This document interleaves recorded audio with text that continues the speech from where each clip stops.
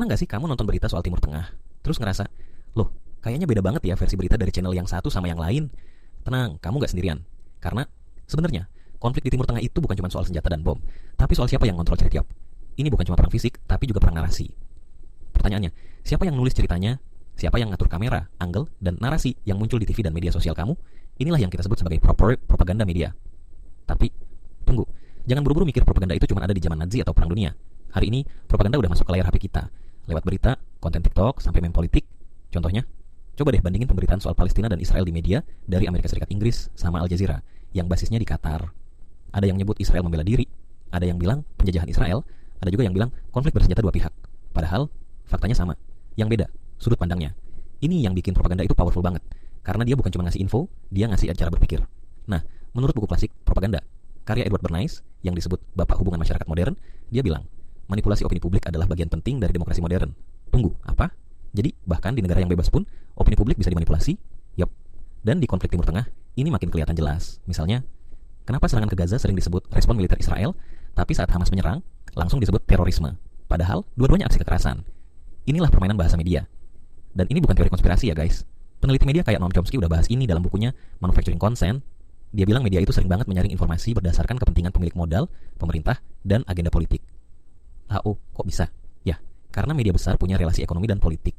Kamu pikir CNN, Fox News, atau bahkan BBC itu netral? Nggak segampang itu Ferguson, bayangin aja. Perusahaan media itu dapat iklan dari perusahaan senjata, dari partai politik, bahkan dari negara. Mereka nggak bisa sembarangan siar. Ada bayaran yang harus dijaga. Dan bukan cuma media barat ya. Media di negara Timur Tengah sendiri juga main propaganda. Arab Saudi, Iran, Qatar, semua punya saluran TV masing-masing yang nyebarin narasi sesuai kepentingannya. Contohnya, Al Arabiya, Saudi, dan Al Jazeera, Qatar, sering beda banget dalam memberitakan hal yang sama.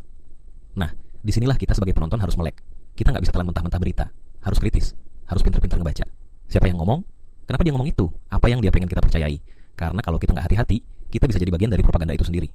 Tanpa sadar, kita nyebarin berita yang bias. Kita bikin orang lain percaya pada narasi yang dimanipulasi. Bayangin, kamu share satu video, satu story, terus teman kamu ikut percaya. Dan itu terjadi ribuan kali. Itu udah jadi senjata massal, senjata informasi. Makanya sekarang, perang gak cuma di medan tempur, tapi juga di TikTok, Twitter, YouTube. Media bukan lagi cuma cermin kenyataan. Media itu pembentuk realitas. Kamu pernah mikir, kenapa kalau satu pihak diserang, banyak yang cuek, tapi kalau pihak lain diserang, langsung rame-rame support? Jawabannya, framing media.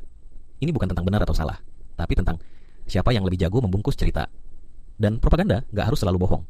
Kadang justru dengan ngasih sebagian kecil kebenaran, tapi disusun sedemikian rupa, kita jadi gak lihat keseluruhan gambar. Trik psikologis ini disebut confirmation bias. Otak kita lebih mudah percaya informasi yang sesuai sama opini kita. Makanya, ketika kamu scroll berita, kamu sering nemuin yang kamu pengen lihat. Dan itu bikin kamu makin yakin, walau sebenarnya belum tentu itu faktanya. So, pertanyaannya sekarang, apakah kita benar-benar tahu apa yang terjadi di Timur Tengah?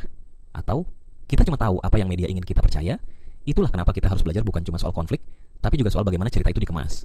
Propaganda bukan hal yang baru, tapi di era digital sekarang, dia jauh lebih berbahaya karena dia bisa viral, cepat, masif. Dan kita adalah bagian dari mesin itu kalau kita nggak hati-hati. Kalau kamu suka bahasan tentang politik global, konflik dunia, dan cara media membentuk persepsi publik, jangan lupa buat like dan subscribe ya, biar gak ketinggalan konten tajam dan jujur dari channel ini.